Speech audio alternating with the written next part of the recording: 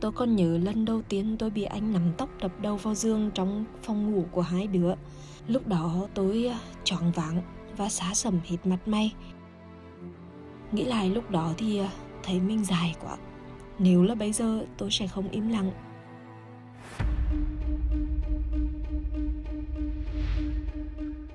Tôi 46 tuổi, đang ở thời kỳ tiền mãn kinh, rất khó chịu, không muốn quan hệ tình dục. Nhưng chồng tôi vẫn ép quan hệ và luôn nghi ngờ tôi ngoại tình khi anh ấy không quan hệ được.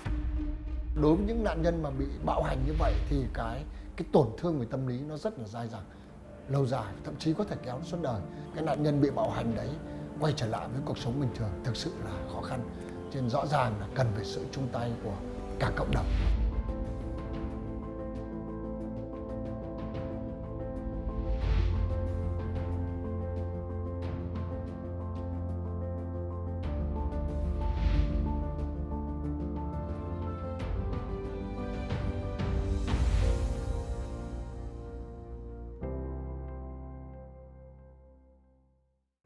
Hello, it's great to have you back to Talk Vietnam.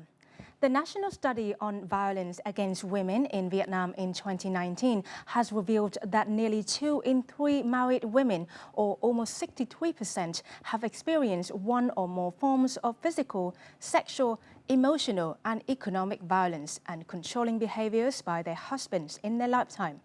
Vietnam is the only country in the world so far which has successfully conducted the study on violence against women for the second time. And the country has launched the National Action Month on Gender Equality and Prevention of Gender-Based Violence, themed Ending Violence Against Women and Girls, starting on the 15th of November.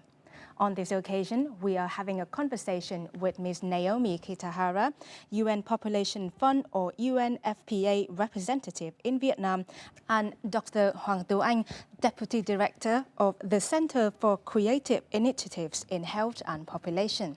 Thank you so much for joining Talk Vietnam today. So my first question is for Ms. Naomi. In your speech at the dissemination workshop on the second national study on violence against women in Vietnam, held in Hanoi in July 2020, you said that this report is a landmark, and why so?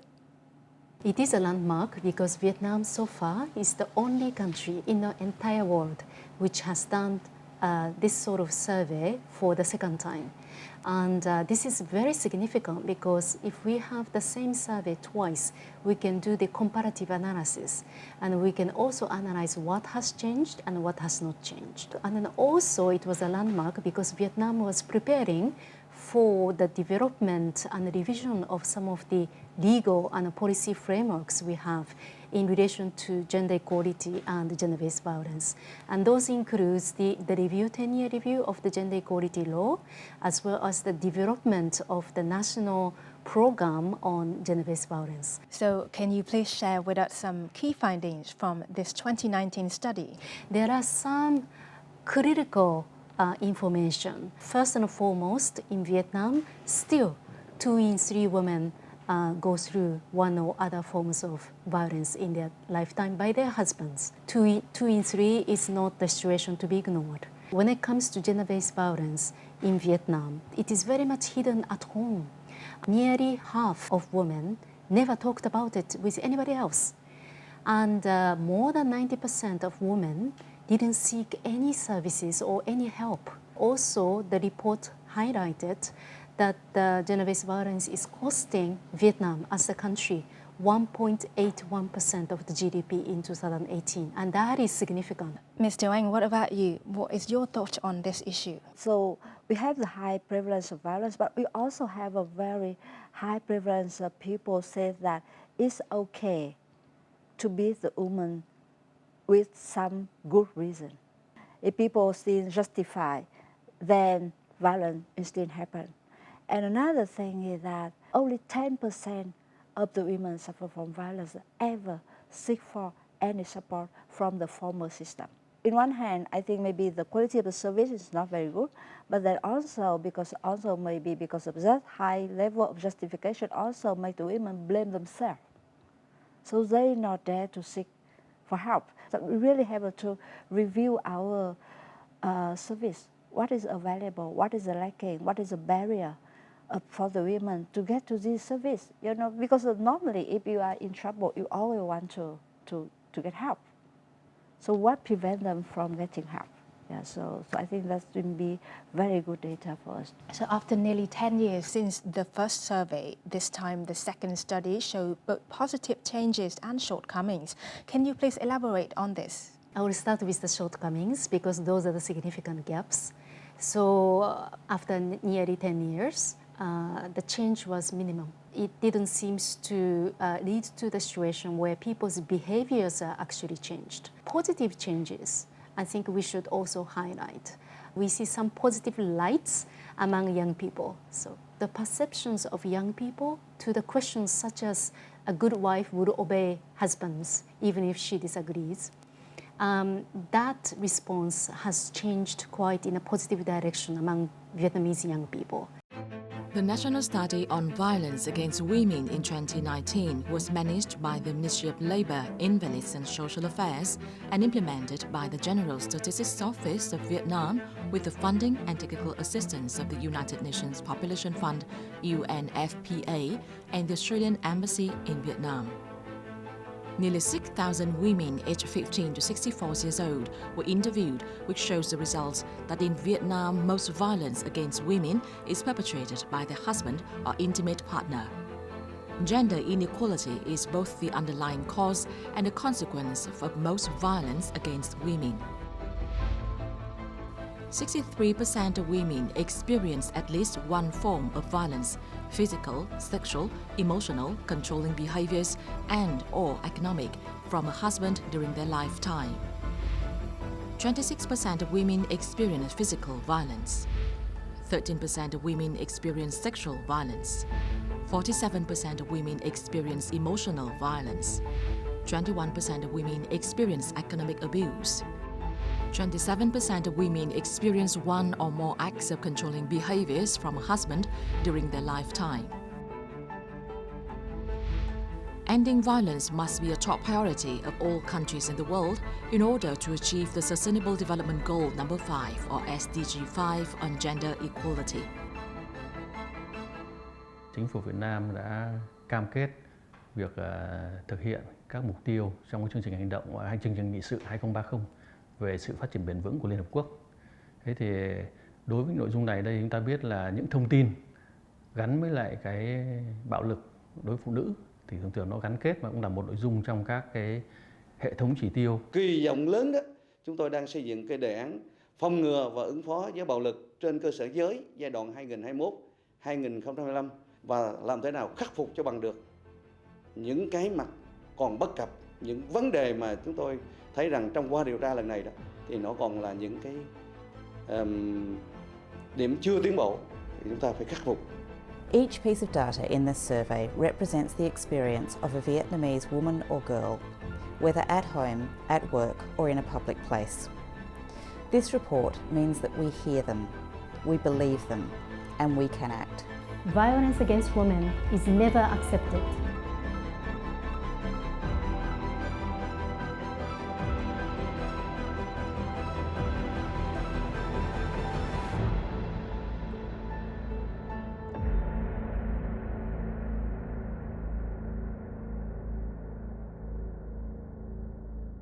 Ms. Du Anh, you conducted many interviews in person with the women in the second national study on violence against women.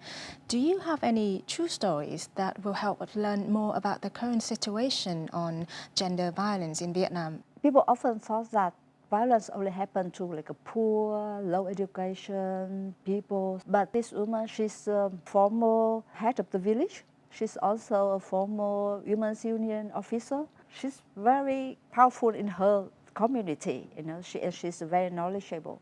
And she got violence since almost the first day she entered her marriage, even when she's pregnant. She got scar on her body, she got broken her leg. So she's many times in life-threatened situation. What really breaks her heart is the attitude of her two daughters. They believe in her husband that she's not a good mother, that she have another man. But she said that it's never be true. And her son, she described with us how her son was fainted and like frightened when he have to witness the violence that her husband caused to her. Until very, very recently, she just had divorced 3 years ago. In our interview with the women, many times this option also not available to them. You mentioned the physical and mental suffering of a child in a family where violence took place. So looking at a bigger picture, how will a child be affected when falling victim to violence or witnessing violence? This is confirming research that gender-based violence is a generation issue. So it means that as a child, if you are a victim of violence yourself or if you the witness of violence, as a boy, you have a much higher risk of become a perpetrator or being a bullier in school. And as a girl, you also have a higher risk of becoming a victim of violence because somehow you normalize the violence because you see that in your childhood, then all that image that enter in your mind, and then you think, okay, it's okay to beat a woman, or if you are a woman, you said, oh, it's okay to be beaten by a man. Yeah.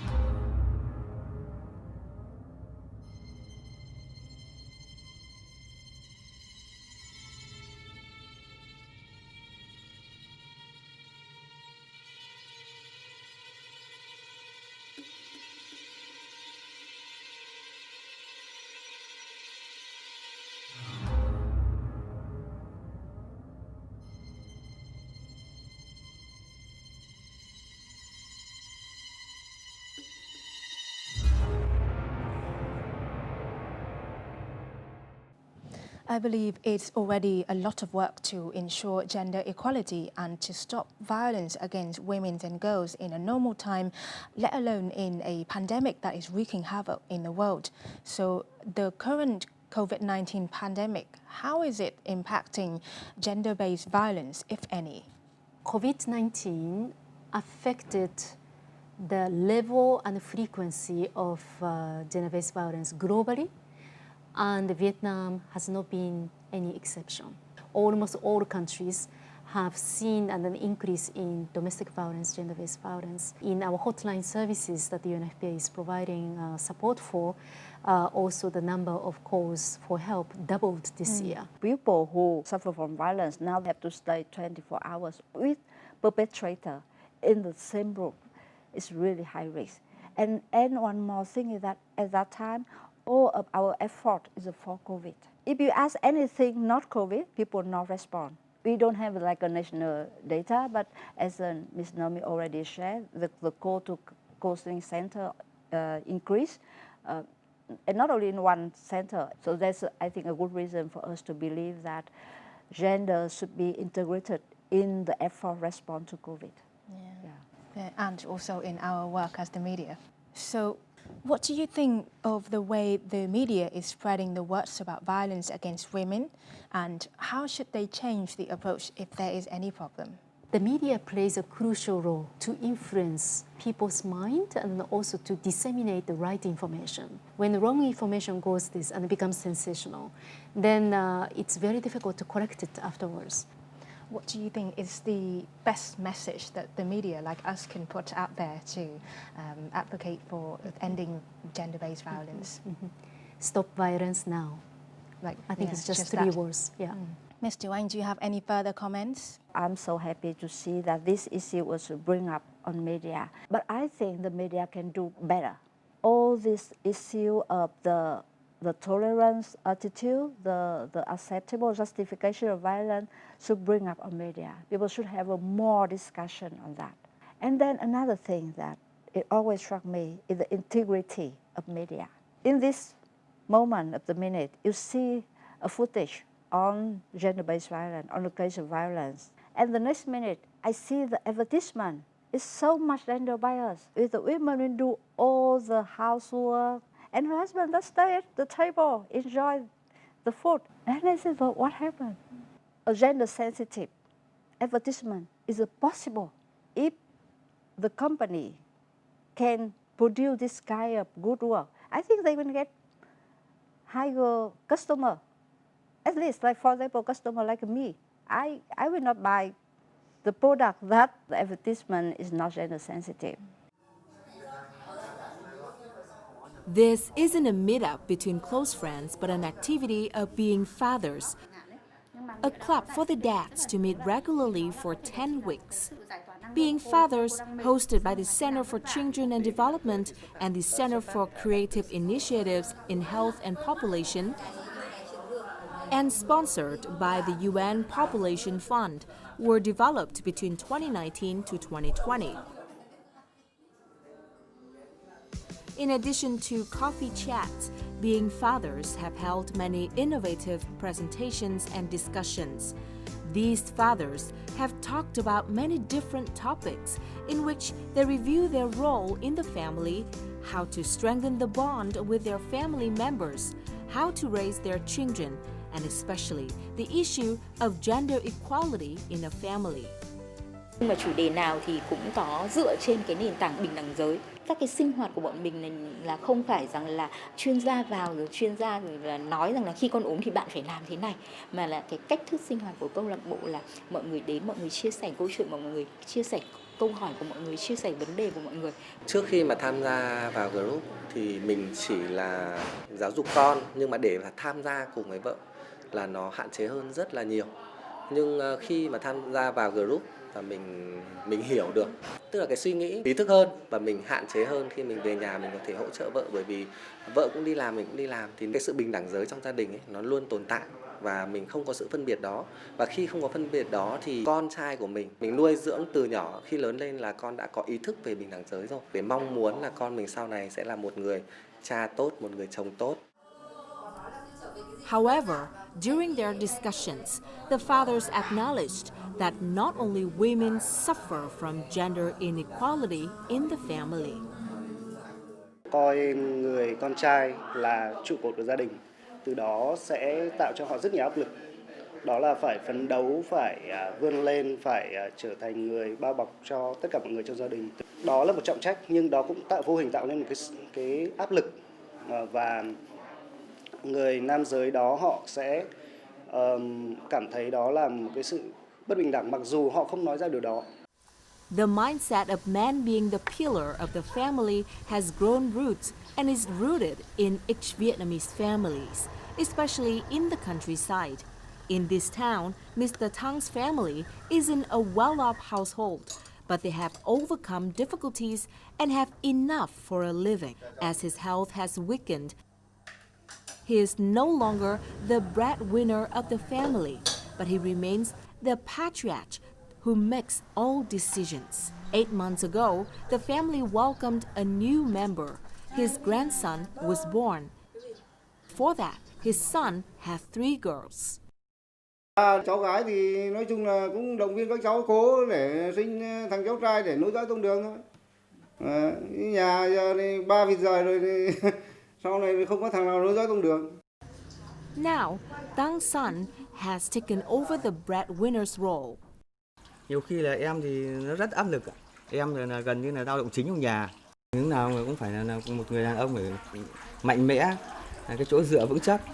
Cho trước là cho vợ, con, sau là bố mẹ nhìn vào. Trừ khi nó ốm quá thì không, cảm cúm hay ốm vặt thì vẫn phải cố phải làm. We have just watched a report on activities of a Being Fathers club in Hanoi recently. So what are the other activities designated for men elsewhere in the country? Before the group being father in Hanoi, we also work with a group of men in Cửa Lò, Nghệ An. The group in Cửa Lò, actually the men who commit violence, who are all perpetrated men. They will learn about their relationship, about themselves, positioning themselves in the family. Because we recognize them as a man in the family, in the community, what kind of pressure that they suffer, and also to work with them on different skills to prevent violence. How has the workshop transformed these men who has committed violence? More than 60% of the men, nearly 70% of the men say that they stop the violence totally.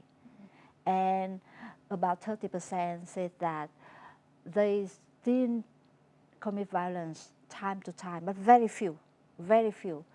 So while producing this program, we also talked to some men who mentioned gender inequality towards men themselves. So how should we see this, and how is it related to the ongoing gender-based violence or inequality in Vietnam? When we talk about gender-based violence, we're not just talking about the violence against women, but also violence against men as well. However, when we look at the data and the statistics, good majority, we're talking about 80 to 90% of cases, other cases of violence against women and girls. It means that given the limited resources we have, limited opportunities that we may have, it is essential to prioritize on the issue of violence against women. Despite the gender progress we have had in Vietnam, still decision and policy-making positions were occupied with men. So their involvement, their understanding on the issue would be essential. And that's the first step to take. And the second, a lot of men are also suffering in terms of not knowing how to end violence. And then I trust that they themselves go through a psychological state of, I know what I'm doing is not right. I know I want to get out of it, but I don't know how. Mr. Oanh, in your opinion, how can a change in mindsets on masculinity and stereotypes on men boost gender equality in Vietnam? There's a patriarchal masculinity is a thing that we want to change. In the group of men that we are working together now, there's one man in the group, he came and then he said that this morning when I brought my child to school, and then I just talk in the loud voice to her. On the way back, I just think again and again that what I told her will not go away, and that will ruin her day. And he feels so regret about what he did. And all other members in the group talk about how they can control their emotion later, how you do it or feeling. And one thing that we learned is that things never change until you change. He's so brave that he dared to talk about his mistake, to share that with other men. So if it changes, so that is how it transforms the masculinity. Right? It's the same thing, but we have a different perspective. Do you think that would be one of the ways that men can pioneer in preventing violence against not only women, but also children? I think we need many of these men. We should do more to help these men to practice this leadership. They should be able to inspire other men.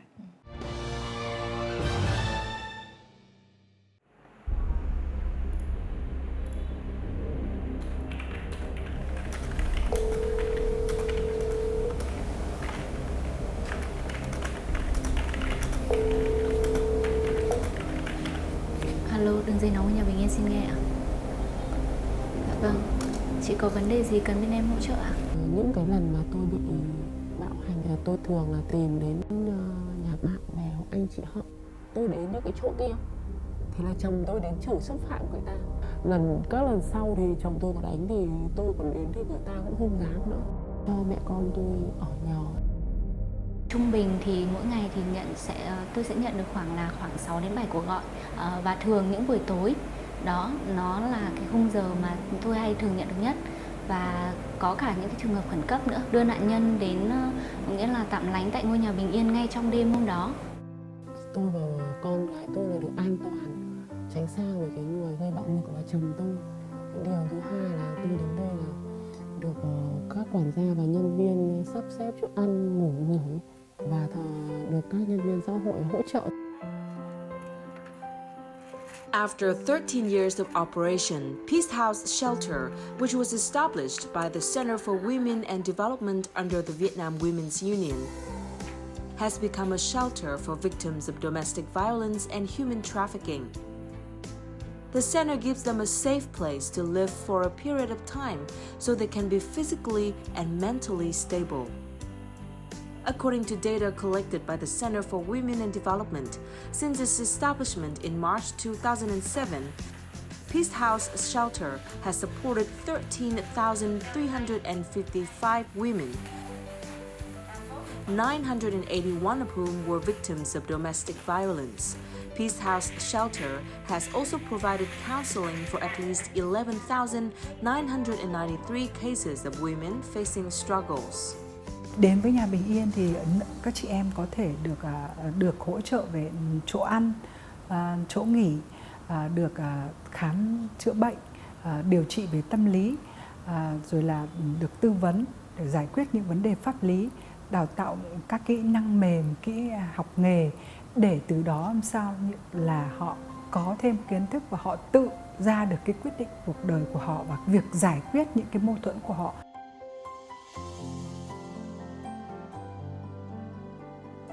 When victims of violence seek help at Peace House Shelter, their information will be kept confidential.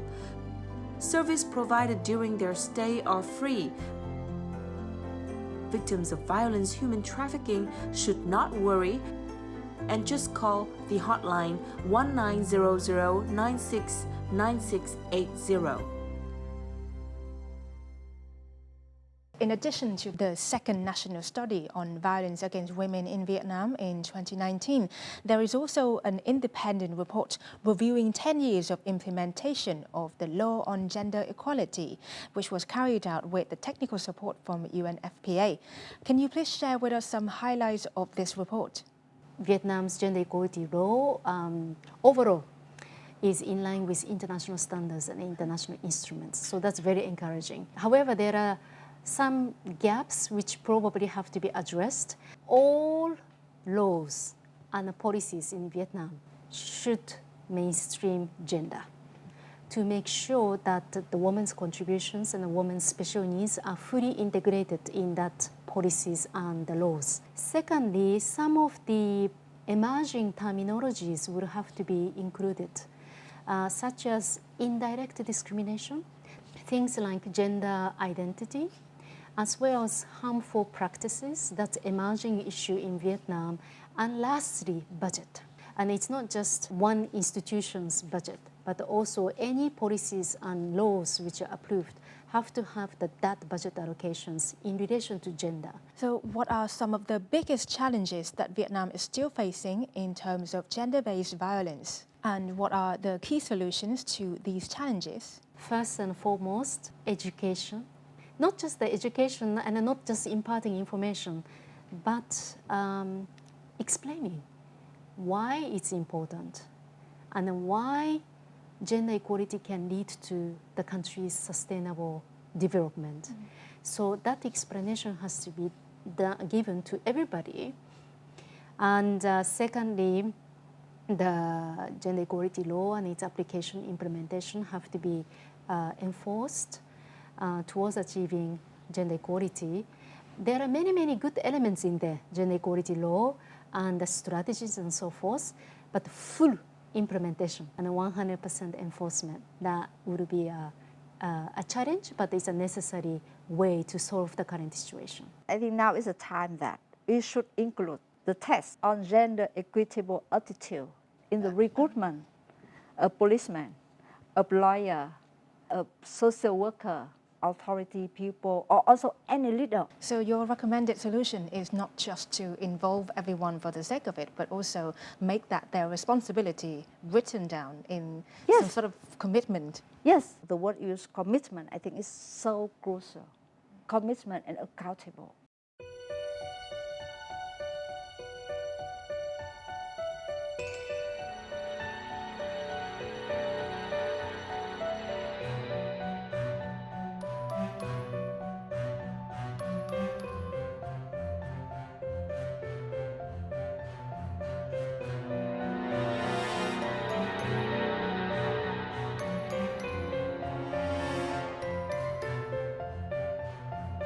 Can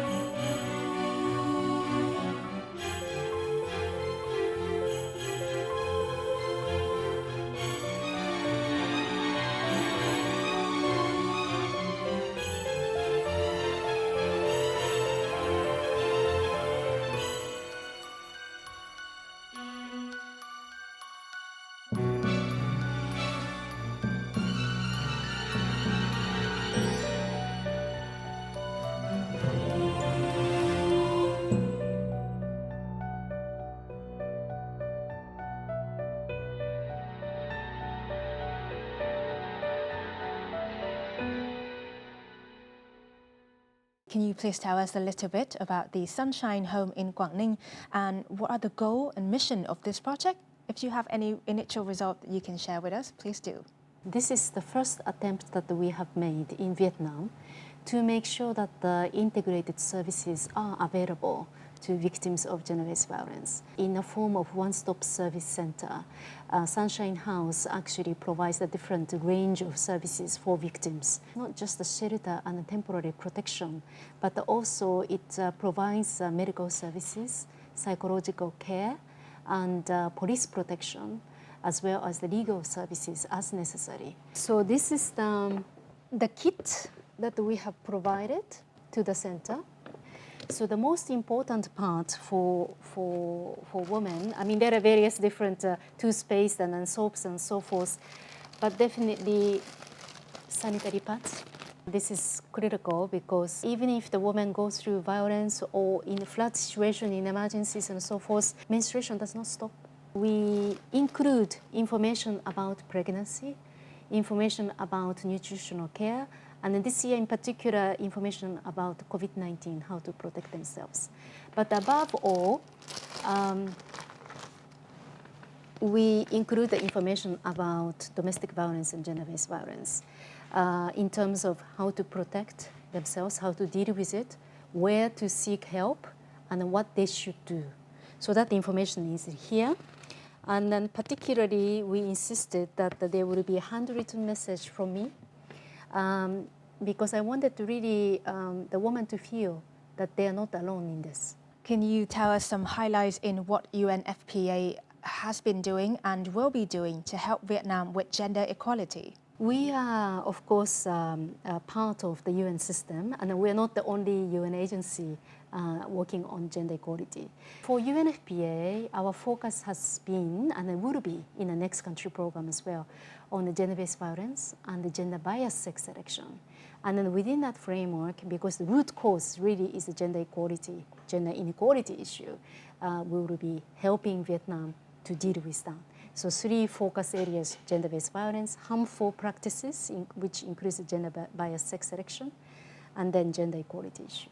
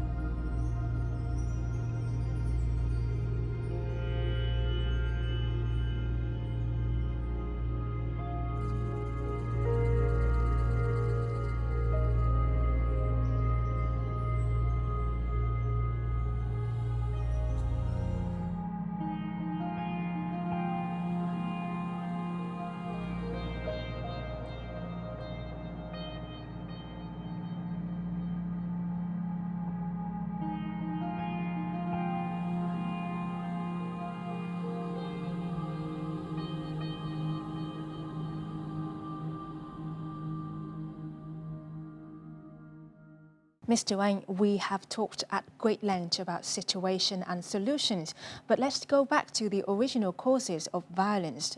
What are they and how to prevent violence from happening in the first place? When we use the word gender-based violence, just to mention a specific type, specific form of violence, That means that this violence happened because of the inequity in gender. Like we put too much pressure on men that they should be the one who ensure the economic of the house. They are under pressure, but sometimes this pressure gives them privilege. Yeah. And meanwhile, this pressure on women become the sufferer of violence. And when becoming a victim of violence, what should a woman do and where can she go to seek help? So if the woman suffers from violence, the first thing is that she should not keep for herself. She should talk that to other people. And one-on-one is the national hotline to call, to talk about the issue. And then from that, she will have someone working together with her in that situation, so she don't have to do that by herself and alone. And we hope that that's the first step. We'll get her to the further solution, because we don't have like a one-size-fits-all solution for all the cases. But no matter what, the woman who suffer from violence always right. There's no mean that she deserves violence. Yeah. So that is the first thing, that everyone that she come to talk to should keep that in mind. And the second principle is that perpetrator accountable. If you hit someone, you have to pay for that. So if you have a message for the audience members who are watching this program, what would it be? I have a lot of trust and confidence in Vietnamese people and the Vietnamese system, so that the equality, and particularly gender equality, is possible in this country. Vietnam has already proven the possibility of a lot of improvement and enhancement in trying to achieve socioeconomic development. And that must hold true for gender equality as well. So we can work together and to make sure that gender equality is happening in Vietnam. It has happened, but then we would like to aim higher. We can change this situation, and change should start from us, from every one of us, and from every family. Get angry, get frustrated every day is unavoidable. But anytime, if you have any negative emotion, if you feel like you got angry to anyone, if you want to hit or to hurt anyone by any means, you should stop for a second or even half a second, just to think a little bit, just to take a deep breath, or just take a little walk to calm you down.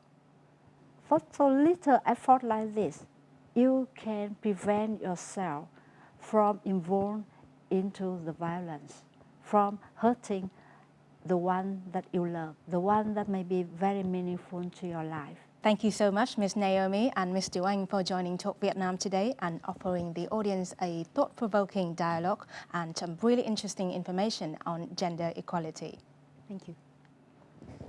From the talk with our guest today, we have got better aware that violence must be stopped regardless of where and how it happens and upon whom it was inflicted. Together, let's build a world where everyone of all gender can enjoy an equal and safe life without violence. Thank you for watching Talk Vietnam, and until next time.